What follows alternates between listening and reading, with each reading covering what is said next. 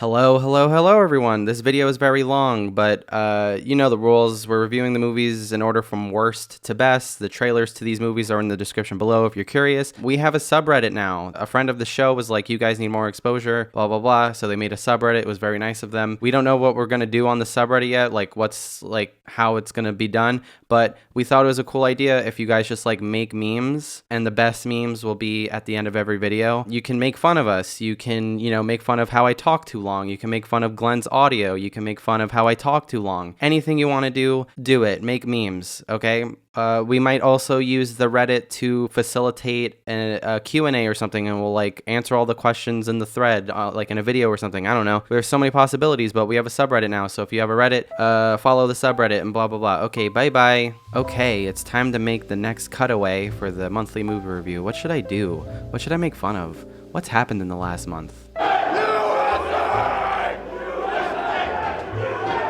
This is our house. This is our country. This is our country. No. This is a great nation. We're good people. Boring. Okay, what else? It's hard to truly grasp all the twists and turns. Okay, no. I can't do this.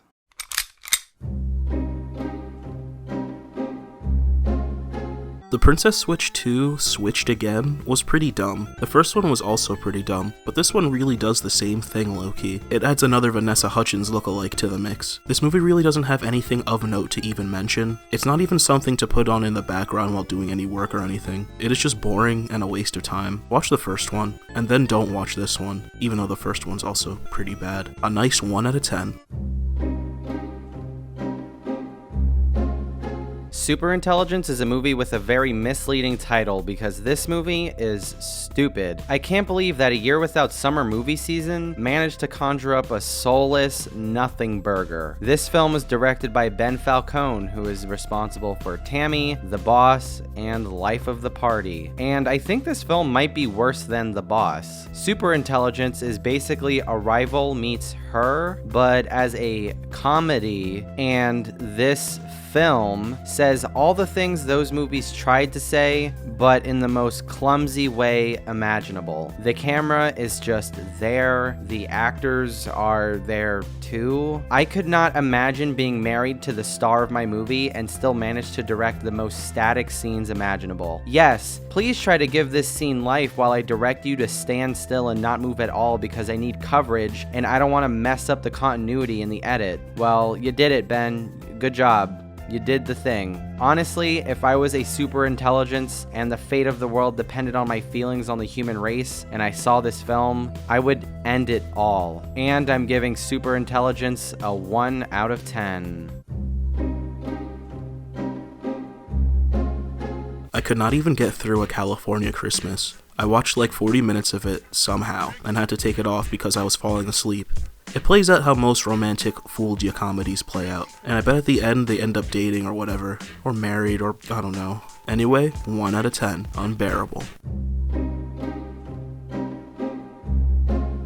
We Can Be Heroes is the latest green screen monstrosity from Robert Rodriguez, the director of the Spy Kids series, Desperado, From Dusk Till Dawn, Once Upon a Time in Mexico, the Machete films, the Sin City films, Alita Battle Angel. His filmography is a mixed bag. I enjoyed Desperado and From Dusk Till Dawn when I saw them for the first time, but all of his green screen endeavors have been pretty disastrous to me, including Sin City. I know a lot of people love that film, but it's really not that good, especially with all the time that's made that film age like cheese, and even more if you've actually read the books like I have. But We Can Be Heroes is the definition of what a 2 out of 10 looks like. Bad writing, bad cinematography that is flat and uninteresting, which is more apparent when there is an action sequence, embarrassing CGI, and even more embarrassing performances from child and adult actors alike. But it's so bad that I laughed a lot.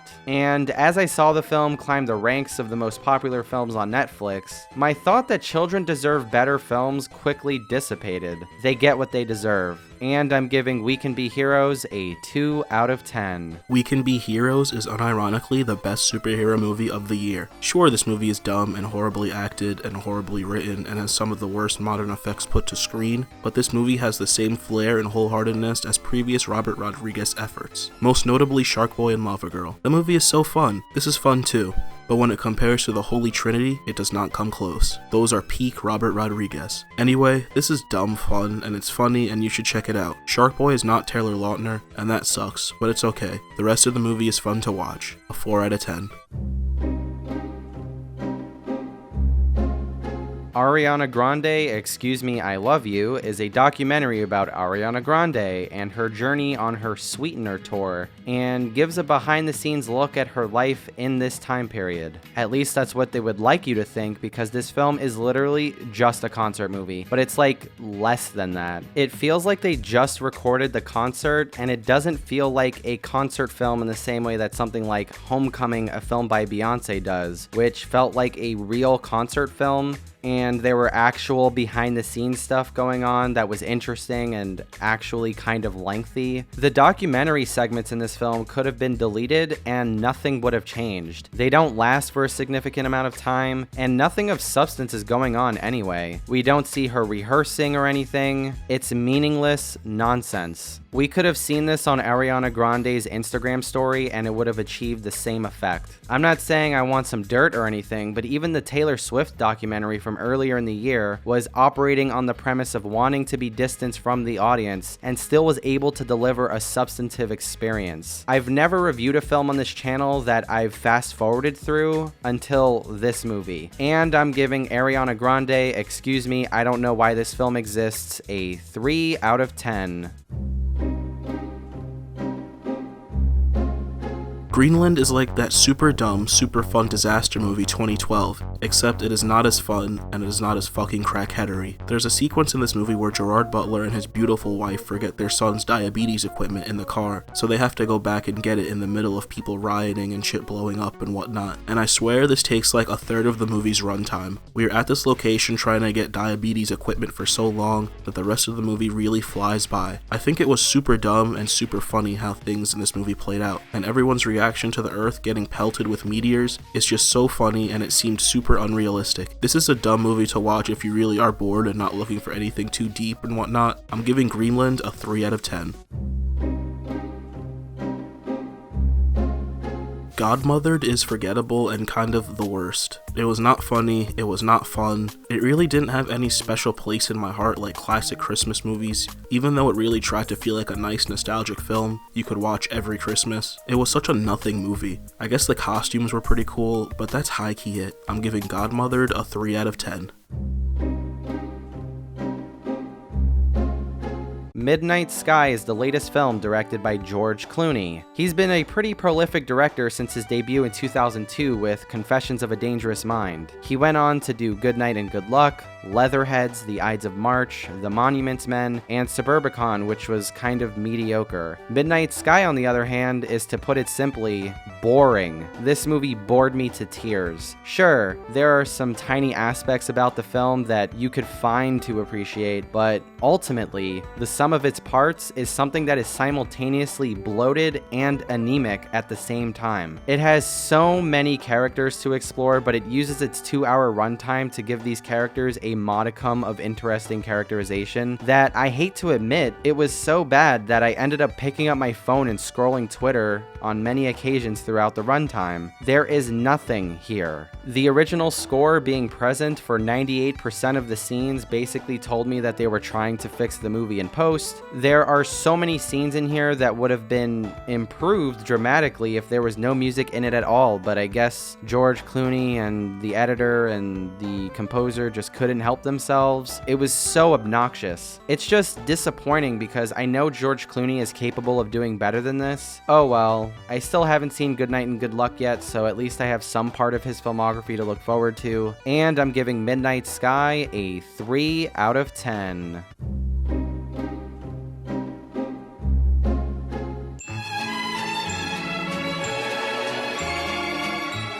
There's a new release date for April of this year, so maybe it'll disappoint us in a couple of months.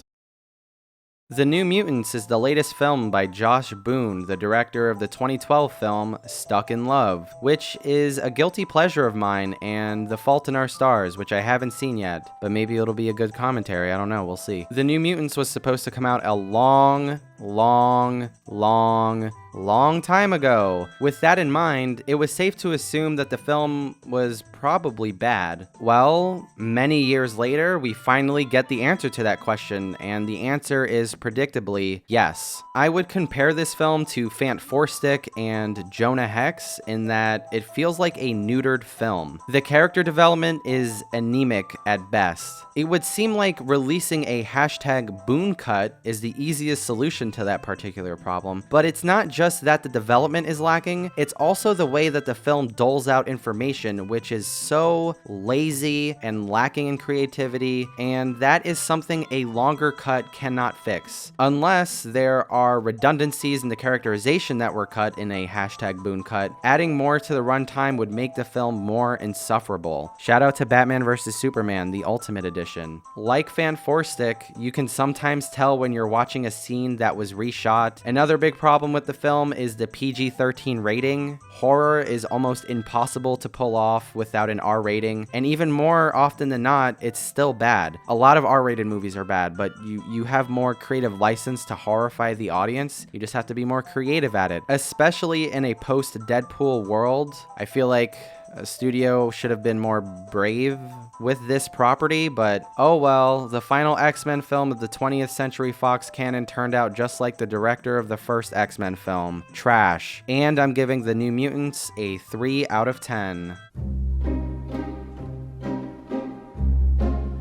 The Prom is the millionth project that's come out in the last couple of years from Ryan Murphy. Ryan Murphy is known for showrunning and directing the pilots of many TV shows like Nip Tuck, Glee, American Horror Story, American Crime Story, Scream Queens, The Feud, Hollywood, Pose, Ratched, and the film Eat, Pray, Love. His latest film, The Prom, is a musical based on the Broadway show starring Meryl Streep, Nicole Kidman, James Corden, Keegan-Michael Key, and Kerry Washington as Candace Owens. This film, for intents and purposes, is just a performative, neoliberal, shallow waste of time. Aesthetically, the film is boring. There are sweeping tracking shots and colorful lighting, but that can be interesting for only so long when it's not being blocked or presented in an interesting way. There are so many moments throughout that either felt out of touch or over the top. Even for this, there is a scene that James Corden has with Tracy Ullman that is trying to be sincere, but it came off as cartoonish, and that kind of carries over into the rest of the film as well. It tries to be self-aware that what is driving the plot is this gesture of insincerity, but the film ultimately becomes what it's criticizing. This idea culminates in a sequence of one of the characters doing an acoustic ballad in front of her webcam for YouTube in 2020, and apparently it goes viral, and there's a montage of gay teens being totally into it when I know for a fact that they would either be indifferent to it or they would meme it into another dimension. It just falls all over itself, and it feels like an old man trying to connect with the youths. All I'm trying to say is that this film would have voted for Obama for a third term if he could, okay? Best president in this movie's lifetime. I also do have a problem with the diegesis, if you will, of what the characters are seeing between real life and the songs, but I don't want to talk about this film anymore. I'm over it, and I'm giving The Prom a 3 out of 10. Dance Dreams Hot Chocolate Nutcracker is a Netflix documentary centering around Debbie Allen, famous dancer, choreographer, and actor who you might know from the television show Fame, the movie Fame, Grey's Anatomy, and she's choreographed the Academy Awards a bunch of times. She's kind of a big deal. The doc also centers around the Debbie Allen Dance Academy, which hosts its own version of the Nutcracker every year as a fundraiser to help fund the rest of the year. Debbie is a ruthless but loving instructor, and she demands a lot from her young dancers. I just wish that the demand for excellence rubbed off on the filmmakers watching her. At times, the film's cinematography looks like it was shot by a videographer cinematographer team instead of a film crew. The structure is kind of all over the place too. Like, I understand that the film is trying to go back and forth between the production and Alan's life, but it's done in a very sloppy and poorly paced way. That's all I have to say on this, really. If you're aware of who Debbie Allen is and you want to know what she's been up to, or you like to watch movies about dancing, then I would say watch it, but just know you're not watching a great film. And I'm giving Dance Stream's Hot Chocolate Nutcracker a 4 out of 10. Fatman is a movie about if Santa Claus was an Alaskan factory owner and is also super tight with the United States government. There is not much to say about this film, honestly. It's so blandly presented that it doesn't do anything good or bad. Mel Gibson is in it, I guess. Walton Goggins made this movie watchable at times, but the way his character expressed himself felt like first draft ideas. Really? The assassin is neat and very particular about things? An anal assassin? Wow. I've never seen that in a movie before. I am so invested in this movie. Okay, I'm done. Wait, just kidding. I just remembered that the final third of this film is a shootout at the North Pole, and Walton Goggins' character is using a weapon with a silencer attached to it, yet the muzzle flash is the brightest thing you've ever seen, and then once he gets caught, all of a sudden, the gun starts sounding like a gun without a silencer on it, even though he never took the silencer off. Does the movie know that the target audience for this film is an entire group of people who had noticed that error, right? I guess I'm asking for too much from a movie starring Mel Gibson in 2020. And I'm giving Fatman a 4 out of 10. Freaky was pretty freaking funny. There's a line about sandpaper in this movie that is actually hilarious, and you should watch it probably just to check out this one joke. I think the idea of taking the Freaky Friday concept and putting it into a horror film is kind of stupid, but I mean, it could have been a worse movie. It does go a little too far with something Vince Vaughn does in the car towards the end of the movie, but I guess progressive or whatnot. I will probably never watch this movie again, but 4 out of 10. Check it out, I guess. Freaky is the latest film by Christopher Landon, the director of Paranormal Activity, The Marked Ones, Scout's Guide to the Zombie Apocalypse, and both Happy Death Day movies. All of these films are bad, and this one is no different. And that description has many interpretations because this movie feels like another Happy Death Day film in a lot of ways. Blonde student with a dead parent, which has caused a tremor with her alive parent that she will heal by the end of the film. She also gets the help of her friends to fight off a serial killer, also with an upbeat, slightly comedic tone because critics enjoyed the gonzo-ness of Happy Death Day 2U. I'm sorry if this sounds really cynical, but he really did write the same movie again. It's an entertaining formula for sure, but beyond not being bored by the tropes and the homages to 80s slashers, this movie didn't really do it for me. But it's super funny, I guess, because Vince Vaughn pretends to be a girl for an hour. Ha, ha, ha. That's so funny. It's like every time you watch a lip sync battle and the guy's pretending to be a girl, and it's like, oh, that's so funny because he's a guy, and that's not what guys do. That's so funny. Okay, I'm done. Watching this many movies every year is ruining my life, I think. Okay, I'm giving Freaky a 4 out of 10. The SpongeBob movie, Sponge on the Run, is the third SpongeBob movie and is the latest film by Tim Hill, the director of Max Keeble's Big Move, Garfield, The Tale of Two Kitties, Alvin and the Chipmunks, Hop, and The War with Grandpa, which I reviewed earlier in the year. He also has had a pretty significant involvement with SpongeBob over the years. He co-wrote the SpongeBob movie. He also has the sole writing credit on Sponge Out of Water. He's also written many SpongeBob video games, including Battle for Bikini Bottom, which is a game I enjoyed a lot as a kid. I bring all of this up because this film feels so unlike SpongeBob in just about every way, shape, and form. The humor, the surrealism, even the plotting, which at face value is similar to other infamous storylines, completely stops in its tracks to be annoying. Like, SpongeBob as a character is annoying, but you are with him, you know? Like, you're following him and you're like, haha, he's being annoying, and I get it, and it's funny, and I'm not annoyed annoyed by him. I actually love him, and I would love if he was my friend, and I can't hug anybody, and it's a pandemic, and I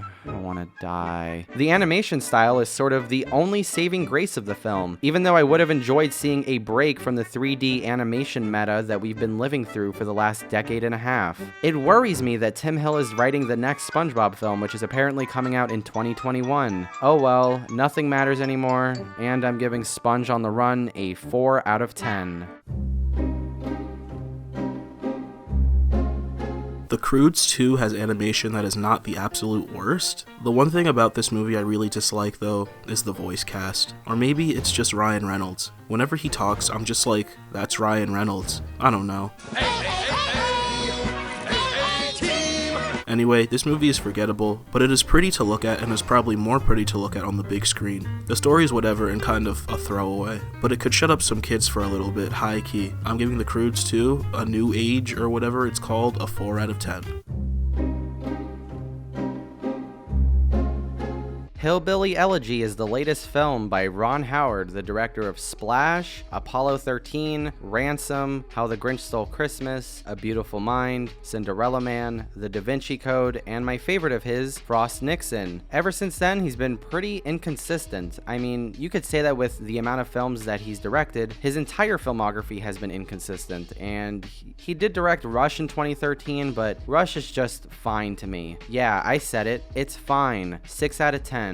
Hillbilly Elegy was marketed as this prestige drama with big-named actors like Glenn Close and Amy Adams, but if you were aware of the book this film is based on, then you'd know that the film was sort of doomed to fail. A lot of people have maligned it for being an excuse for the results of the 2016 election. Even though that story needs to be told, it shouldn't be told in such a way where there is a scene where the protagonist says, actually, sweaty, we don't use that term anymore, in a response to a guy at Yale calling people from Kentucky rednecks, as if rednecks are people of color. It's a scene that when I saw it, I could not believe I was seeing it with my own eyes. Besides the small moments like that, the film overall is just kind of a mess. Hillbilly Elegy feels very insecure about how it wants to give the audience information. It will clumsily go from your typical opening narration to flashback scenes that are presented like a twist, which is an attempt to get you more engaged. Or you'll get montages that feel shoehorned in because they don't have time, they need to move on, I guess. But we're at this point of the video, so that means this film did a couple of things well. But they are flanked by things that almost take away my enjoyment of these things that I'm trying to celebrate. For example, Glenn Close is acting up a storm in this, but the kid who plays young JD Vance, who she spends most of the movie with, simply cannot keep up with her. Or the cinematography, which has nice moments like the shot of the winding road from the bird's eye view angle, or the scene where JD Vance is at the dinner table at Yale. The perspective shots are used to show how overwhelmed he is by the spoons and the forks and the pageantry of these types of dinners, and feeling the pressure of the people he is trying to impress felt palpable with the shots that Ron Howard decided to use. But then what ruins my enjoyment of the cinematography is the choppy editing and bad writing moments like the response to the redneck remark. It persists throughout the runtime. The film is so underwhelming that I thought I didn't have a whole lot to say about it, but apparently I do. One more thing before I end it, I just want to say that it's very ironic that the film has a plethora of plot points that are solvable by policy proposals brought forth by socialists like Bernie Sanders and AOC. You know, simple proposals like free healthcare and ending the drug war and public housing. But at the same time, Ben Shapiro really likes this movie. Now, if you're the audience and you watch this movie, it really is not political. It is just an up by the bootstraps story of a kid who grows up in rough circumstances. I could go deeper, but I'm spending too much time on this, and it's supposed to be a rapid-fire review. But one more thing. I thought it was ironic again that this film is low-key about the impact that job loss in flyover states has had, yet the film shot most of its interiors in Georgia because Georgia has super cool tax credits, and that's where they shoot the Avengers movies. That's capitalism, baby. Why would we ever shoot in Kentucky for an extended period of time? Yuck. Why would we ever spend time with rednecks? That's gross. Am I right? And I'm giving Hillbilly Elegy a 4 out of 10.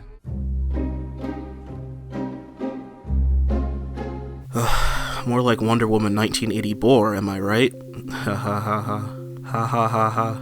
Ha ha. This movie is boring. This movie is nothing special. This movie makes the first Wonder Woman look like a masterpiece in comparison. Okay, no, not really, because that's a 6 or 7 out of 10. But this movie was not worth delaying so much. Oh my god. Of course the Rona delayed it the most, but oh my goodness, the most exciting thing about this movie was really the opening sequence when Wonder Woman was a child. Everything else after that is so dumb and so on the nose. And Patty Jenkins really thought adding the score from BVS at a pivotal moment would make the fans go crazy. Well, the fans are angrier than ever. Sure, it's for different reasons, but this movie is not the best. The CGI is bad, Gal Gadot cannot act, the lack of action hurts this film in all the worst ways. It is such a nothing of a movie again. I guess it is shot well at times, and the story is pretty clear cut, but this is another nothing of a film in the DCEU, and I can't wait until I can see a DC film that is good again. Wonder Woman 2 1984 is a 5 out of 10. Disappointed but not surprised. Wonder Woman 1984 is the latest film by Patty Jenkins, the director of Monster and Wonder Woman. Since we started our channel the autumn after Wonder Woman came out, we never gave our thoughts on it, so I'm going to do that right now really quick. Wonder Woman was bad. The action at times was either questionable or there were moments that weren't communicated properly, and I was like, wait, what happened? If you're confused as to why I'm saying that, don't worry, we may or may not be doing a commentary on the DCEU in 2021. I'm not making any promises because you know what happens when we promise something. Anyway, the second thing I hated about Wonder Woman was that it's annoyingly predictable, and it has backwards messaging. The movie ends with Diana saying, "Love wins," when she murdered everyone, including the antagonist. Is murder love now? Did I miss something? I don't know, man. The final thing that I didn't enjoy was Gal Gadot's acting, obviously. Do I have to explain this? It's pretty clear, right? The scene with the gas, the fact that the editor cut around her fake crying when Robin Wright died, it's not good, okay? It's not good. But I will say that Wonder Woman 1984 improves on all three of those things by a noticeable amount. The action is much smoother and cleaner with wider shots and what feels like wider lenses. I can't confirm that, but everything feels more spacious than what Wonder Woman had to offer. It also helps that the action is well choreographed and you understand what the geography of each sequence is. I know this may sound like I'm stating basic things, but the action-adventure genre is in such a state of disarray aesthetically that I'm going to praise this film for doing what action films rarely attempt to do anymore, the bare minimum. This film, I think, tied the plot with where Wonder Woman is at as a character more this time around than in the original.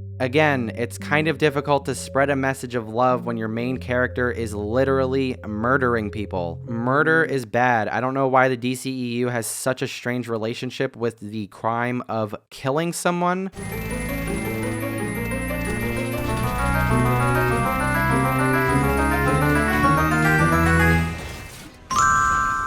But I think the idea of wanting what is already gone and trying to conquer the past is something that works here, and it's relatable to everyone, and in 2020 specifically. Gal Gadot is also much better in this film. I think Zack Snyder casting her in BVS was a bad idea for a multitude of reasons, but I think if Patty Jenkins had an actual say in who would be the main character in multiple movies she'd be directing, she probably wouldn't have picked Gal Gadot. Anyway, I think throughout the film she stumbles and gives some questionable line delivery like always, but the sequence with Maxwell Lord at the end is the best acting she's ever done. I really felt like she was Wonder Woman in that moment, and that's not something I felt in the last 4 years since we've been introduced to her. Unfortunately, that's where my praises for the film end. The VFX look great, but there were many moments that looked kinda It's mostly in the backgrounds, but they do break the immersion factor greatly. Wonder Woman gains 2 new powers that she can do, but it makes the other movies surrounding it make less sense. She learns to make large objects invisible, and she learns to fly, and in BVS and Justice League, which take place 30 years after, she can't do any of those things. It's something that by itself I would be fine with, but both of those movies don't exist in a vacuum. They're a part of this larger thing, which I guess they're in the middle of retconning right now, so maybe in the Snyder cut,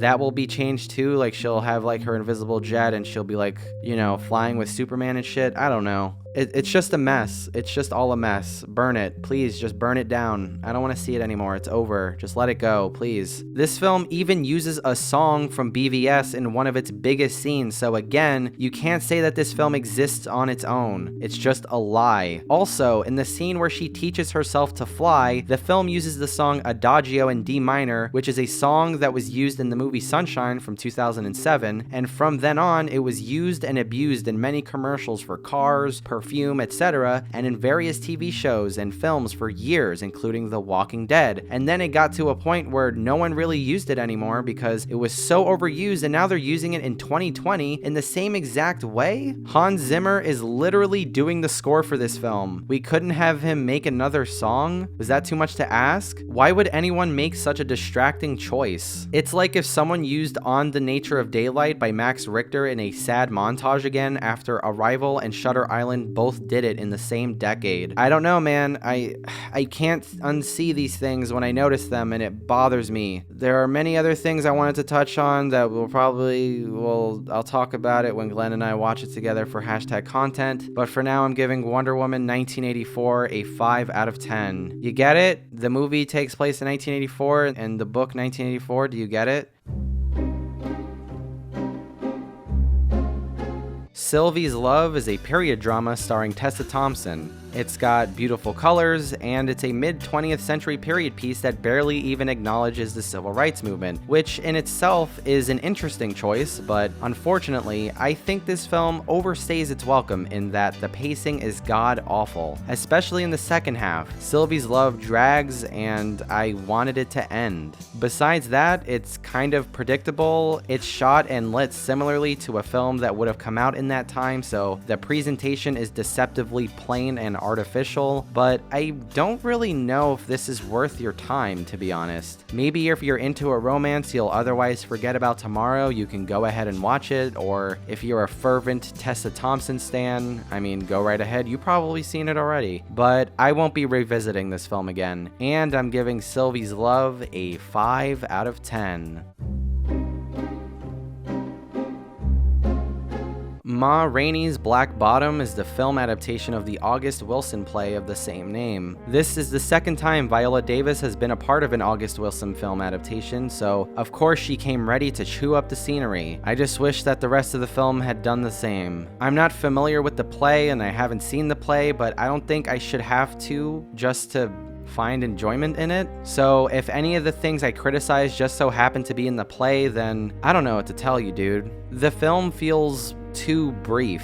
Sure, there are many enjoyable moments, but to get to those moments, we have to sit through these scenes that feel rushed and underdeveloped. The large, sweeping monologues don't really hit like I would imagine they would on a stage. They often feel like the film completely loses its fire and immediacy. The film really shines in its snappier moments, or anytime Chadwick Boseman is trading quips with his bandmates. I think this being his final performance adds a haunting level to the film, given a lot of the dialogue and his dynamic with certain characters. But again, overall, I don't think this transferred to the screen very well, and the end left a lot to be desired, and I'm giving Ma Rainey's Black Bottom a 5 out of 10. Oh yeah, I forgot to mention that every time Viola Davis had to sing, it was painfully obvious she was lip syncing. It took me out of the movie every time. It was just... the movie was very close to being good, but it just, I don't know. Probably better as a play. Okay, moving on.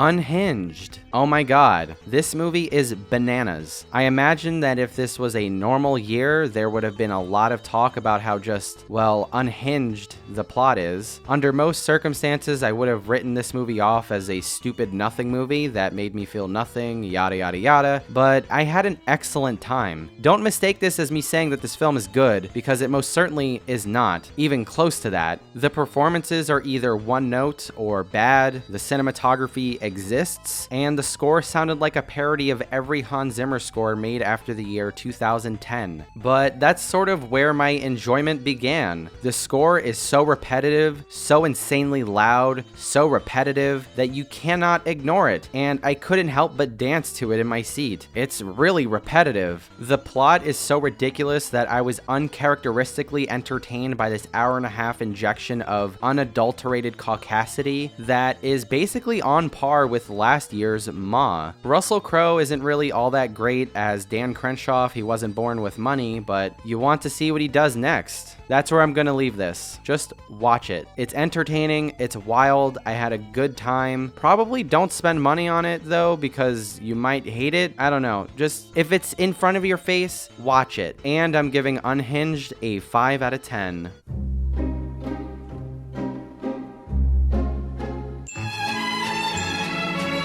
Gary Oldman is playing the screenwriter, Herman J. Mankiewicz, and Tom Burke from The Souvenir is playing Orson Welles. It should be incredible. Mank is the 11th film directed by David Fincher, the director of Seven, The Game, Fight Club, Panic Room, Zodiac, The Curious Case of Benjamin Button, The Social Network, The Girl with the Dragon Tattoo, Gone Girl, and the pilots of House of Cards and Mindhunter. It's been 6 years since we've been blessed by the arrival of a new David Fincher film, so my anticipation was getting pretty high. Mank is kind of disappointing. It feels like his smallest film since Panic Room, and not in a good way. Casting a 62-year-old Gary Oldman as a guy in his mid-30s to early 40s was certainly a choice that was made. I guess it was to show how alcoholism was wearing on Mank, but in certain plot lines it could be kind of confusing when he's hanging out with young women alone. Like, I don't know if he's trying to date her or is he just trying to make good conversation. I don't know. It's underwhelming because of that and the what is now traditional structure of any biopic, the jumping back and forth in time, which was popularized by the movie that this movie is based on, Citizen Kane, which is a great movie, by the way. I think Citizen Kane is great. Unironically, it's really good. Don't hate on it because it's old and a bunch of old white men love it. It transcends, okay? The jumping back and forth in time that I just described is a quality of this film that I am reluctant to describe any David Fincher movie as, and it's kind of bland. The script he's working off of that was written by his dad, which he had to have written before his death in 2002, feels sort of like a relic of that time. I don't know if Fincher rewrote anything or if he had someone come in and do one final draft of it, but it just feels outdated. I can't prescribe a reason why I feel that way. Maybe as time goes on, I'll be able to define why more clearly. There is also a chance that I'll just enjoy the movie more as time goes on, like I did with Benjamin Button. But at this point, I'm kind of skeptical. I don't know. But I assure you that my reasoning is not because the film was shot in black and white. There are some things I don't think I will ever love over time, like the Gary Oldman casting that I mentioned before, or the scene that Gary Oldman and Amanda Seyfried have outside at night where they go on a walk, and it's probably one of the worst day for night sequences I've seen in a long time. Since the film is shot in black and white, every time the camera was pointed toward the sky, you could clearly see that it was daytime. They tried to add shadows off camera and tried to make the lamps outside seem like it's the only source of light, but as soon as you look at the sky, that illusion is completely destroyed. It's easier to hide it with color because we associate the night and daytime with color in films like orange and blue. We've established that film language for decades. But anyway, I'm rambling. I'm giving Mank a 6 out of 10. It could be a 5, it could be a 7, I don't know yet. Also, I forgot to mention that Tom Burke's brief appearances as Orson Welles are simply electric and probably the main reason why you should watch this film, besides the fact that David Fincher directed it.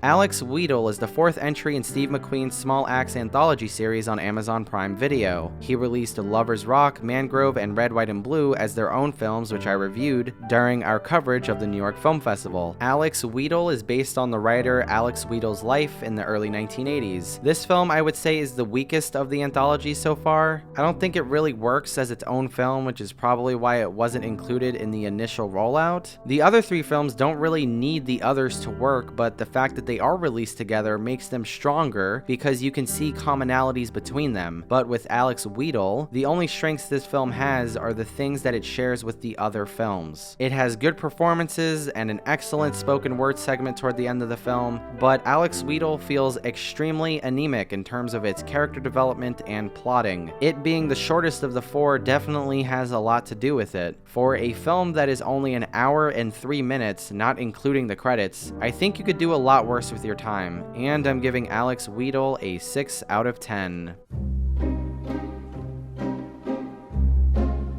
Let Him Go is the latest vehicle for Diane Lane and Kevin Costner, and it was alright. This film is a fairly accessible revenge tale that you've seen in many variations before, but it finds a way to get a rise out of you and grab your attention, which is pretty admirable. My mom again begged me to watch this film, and she said it was easily a 9 out of 10. Well, it's not. It's fine. Diane Lane is enjoyable as always. Leslie Manville chews the scenery in every scene she's in, and she's just all over the place in a good way. But other than that, it's okay. It's not out of this world amazing. The cinematography is fine. There's nothing going on here that's exceptional. It's entertaining. And that's not a bad thing, but that's what this movie is. And I'm giving Let Him Go a 6 out of 10. Uncle Frank is the latest film written and directed by Alan Ball, the writer of American Beauty. He is also a showrunner who is responsible for 6 Feet Under, True Blood, and Here and Now. Uncle Frank is an LGBTQ drama starring Paul Bettany and Sophia Lillis, who you might remember for playing Beverly in the It remake. This film had a lot of potential to be great. The two leads give good performances, and so does the rest of the cast. Even Steve Zahn gives a noteworthy performance. The beginning of the film is extremely strong and engaging. You feel pulled into the inner lives of the two main characters as they get to know each other, and as the tension builds more and more, the film begins to crumble under its own weight. There are rushed resolutions and scenes constructed in such a way that it felt poorly thought out. It even gets in the way of Paul Bettany's performance. There is a scene at the cemetery towards the end that puts him in a position where it's hard for him to recover from as an audience member because of what he has to do, like acting wise, and it pulled me right out. And he has a scene with his mom that we are kind of just thrown into later, and you can tell he was building himself up right before action was called. Like, it looks like we weren't supposed to see what we saw. It's kind of a mess at the end. Overall, I think there are worse ways to spend your time, and if you want a relatively unoffensive LGBTQ film to watch, you can't go wrong here, but as I'm going to get into later, you can do much better. And I'm giving Uncle Frank a 6 out of 10. Ammonite is the sophomore film written and directed by Francis Lee, the writer and director of God's Own Country from 2017. I haven't seen that film yet, but it's been on my watch list for quite a while. When I saw the promotional material for this film, my feelings were mixed. On one hand, seeing Kate Winslet and Saoirse Ronan in a romance together seemed like an interesting idea, but on the other hand, this film reminded me a lot of a movie that I really like that's come out within the last couple of years. I don't want to say which film because I don't want you to watch this film and then think that film is beat for beat the same as this movie. This isn't a Joker, King of Comedy, and Taxi Driver situation. It's a little more nuanced than that. Nevertheless, I watched the film and I saw enough similarities that I thought its themes, ideas, and aesthetics weren't executed as well as they are in that other movie. Another thing I wanted to mention is the sound mix. It's bad. It takes the Dunkirk approach of letting the loud thing in the scene absolutely overpower everything else in the mix. The point of sound mixing is to be able to communicate that a sound is loud, but you are still able to hear important information that the characters are giving to the audience. With all that being said, I didn't hate this movie. When there weren't elements that explode the sound mix or anything like that, I was able to focus on how good Kate Winslet is in this movie. She gives a layered and reserved performance, and I think she is the sole reason to watch this film. Saoirse Ronan is also quite good in it, but I don't think her character really gave her enough tools to be able to give as great of a performance like she's given in Mary Queen of Scots or her collabs with Greta Gerwig. Overall, check this film out, maybe just to tell me if I have bad ears or not, and I'm giving Ammonite a 6 out of 10. Let Them All Talk is the latest film by Steven Soderbergh. Although I don't think he's a consistently great director, I find his work ethic and how he works to be more interesting than a lot of his films. He's often the director and the director of photography on every film he's made since 2000. A lot of his visual style is almost in a similar vein to Sidney Lumet's, in that every film he goes about differently. There are some aspects of Soderbergh's style that he's kept along the way, but if you're not paying attention closely enough, it can be hard to tell if you're watching one of his films. Let Them All Talk applies to that in spades. Usually Soderbergh's choices are big in some way, but here everything is held back and more traditionally presented, which for him is kind of radical, and it made it more interesting to me. But that is basically where my praise comes to a halt when it comes to this film. Meryl Streep is in it and she's great but not mind-blowing. Lucas Hedges has a lot of questionable reactions in this film. It's obviously intentional, but there are points where it feels like it just doesn't work. The film overall feels very underwhelming, but it's a pretty amusing and entertaining film. If you're a Soderbergh fan, definitely check it out, and I'm giving Let Them All Talk a 6 out of 10. Run is the sophomore film from writer-director Anish Chaganty. His previous film, Searching, from 2018, was the screen-based thriller in the vein of Unfriended, starring John Cho and Deborah Messing, and that was actually not bad. It wasn't perfect or anything, but it's probably the best screen-based film we've gotten so far. This film, I would say, is just as good, not for the same reasons, but in terms of quality, I would say they are about equal. This film, I think, is strongest in its first half, and then as the film begins to unravel and come to a close, Run doesn't really land on its feet. Sarah Paulson and Kira Allen give really good performances. The visual aesthetic is above average. I like that the film follows the main character exclusively, which adds a lot to the tension, almost in a David Fincher type of way. Not as refined or polished, but more or less following the same visual philosophy. Like I said, the film falls apart at the end and it kind of gets stupid, but overall it's an okay time, and I definitely was anxious in the first half. And I will definitely be paying attention to whatever this director comes out with next, and I'm giving Run a 6 out of 10. I'm Your Woman is a crime drama starring Rachel Brosnahan, who you probably know from The Marvelous Mrs. Maisel. I'm Your Woman is not heavy on action, but for its 2-hour runtime, it's pretty entertaining, with its lack of answers guiding you through the film. The performances are solid throughout, it's well paced, and it's a pretty good time. It's literally the definition of a 6 out of 10. It doesn't do anything extraordinary or anything, but I think some of you might like this much more than I did, and I'm giving I'm Your Woman a 6 out of 10. Another Round is the latest film by Thomas Vinterberg. He is the Danish director behind The Celebration from 1998 and The Hunt from 2012, which was a pretty good film. I haven't seen it in a while, but I remember it being a harrowing experience. Another Round, in part, is the opposite of that, until it isn't. Mads Mikkelsen is brilliant as he always is. The rest of the actors, who I'm not as familiar with by name, are also very good. There's an aesthetic choice in regards to texting and typing that I thought was definitely a different approach than the cringe graphic design we have to endure here in the States, but honestly, just show the screen, you know? It may date the film, but it will be dated in a good way, in contrast to films and television shows that make up their own websites and texting apps and all that cringy bullshit. Anyway, this film is pretty good, and Mads Mikkelsen performs in one of the best dance scenes in recent memory, and you need to see it. And I'm giving Another Round a 7 out of 10.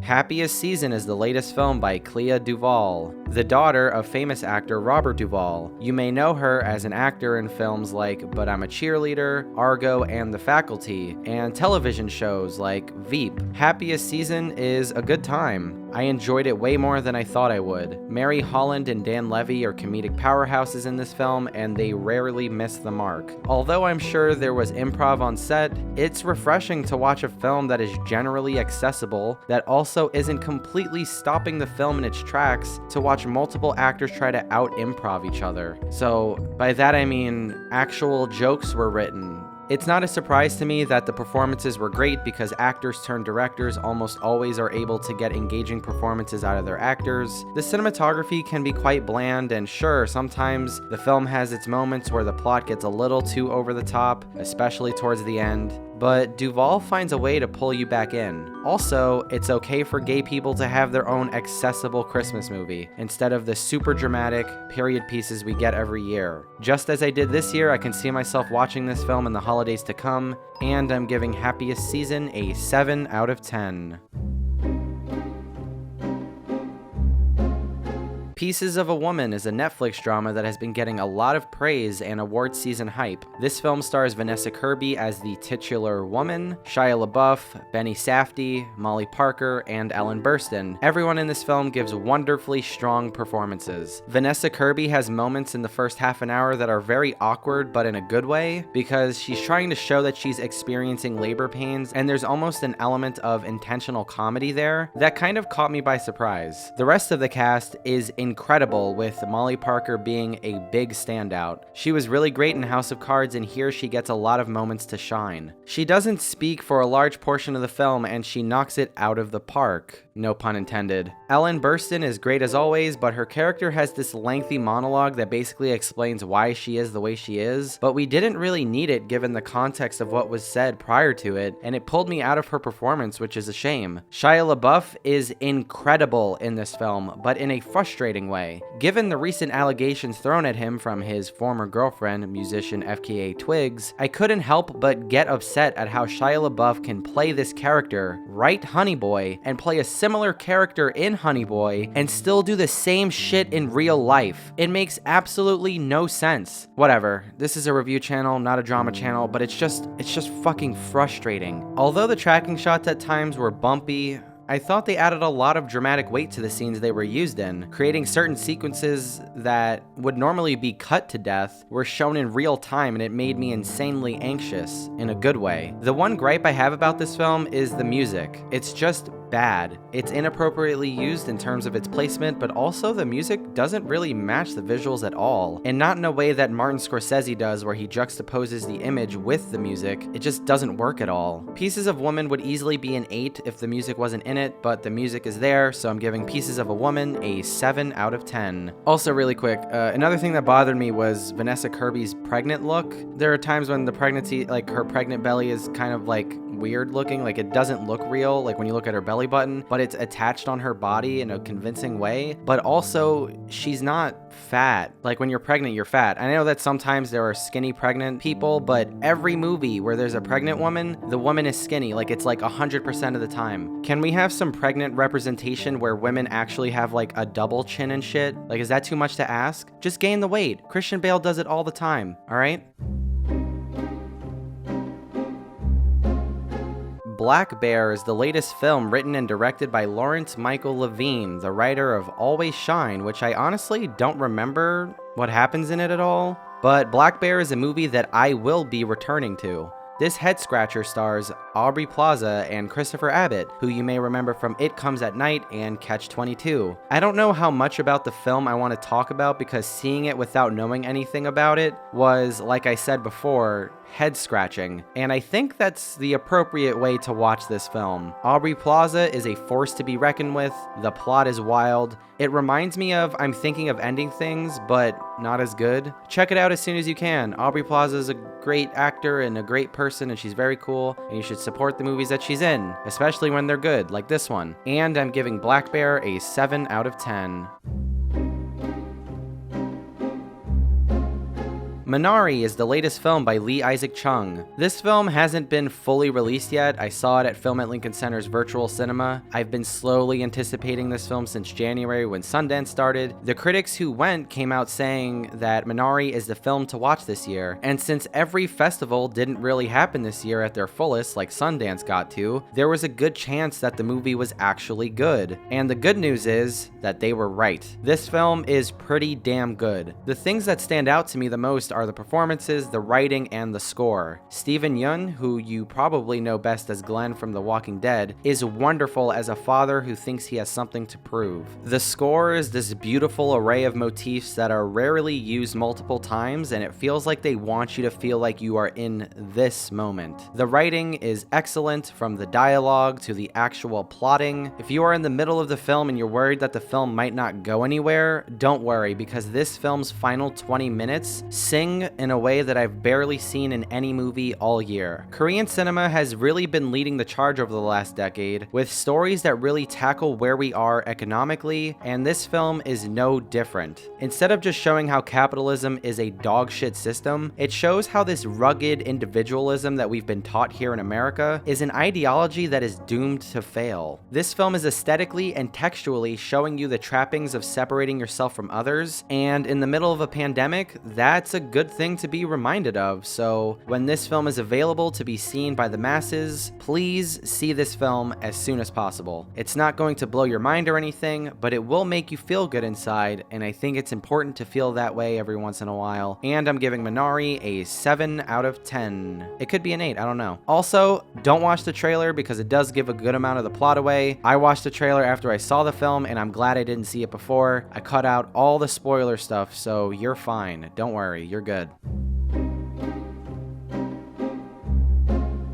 Soul? More like tears? Okay, I did not really cry the most during this film, but it really made me realize that I need to live life to its fullest and actually enjoy the little things. I really don't want to say the most about this film either. I just want you to go see it and feel with me. I'm giving Soul a 9 out of 10. I absolutely loved it and all of its messages. Such a good-hearted film to end off 2020. This is the movie we all needed. Soul is the latest film from Pixar, the studio that brought you half of the tearjerkers you go back to whenever you're sad. This is also the latest film directed by Pete Docter, who directed Inside Out, Up, and Monsters, Inc. He also has a story credit on WALL-E and the first 2 Toy Story films. I think Pete Docter is one of the most important voices at Pixar because without fail, he manages to rip my heart out. All of his movies are basically about the same thing, and he manages to say it in a way that's fresh, exciting, and brave. Saying something like that may sound ridiculous for a Pixar film or any big Hollywood studio, but he takes things that I would imagine could have been easily written off as either too heady or not commercial enough or too existential in the case of Soul, and the end product is something that is digestible, entertaining, and most importantly, moving. My only 2 major gripes with the film at the moment are 2 things.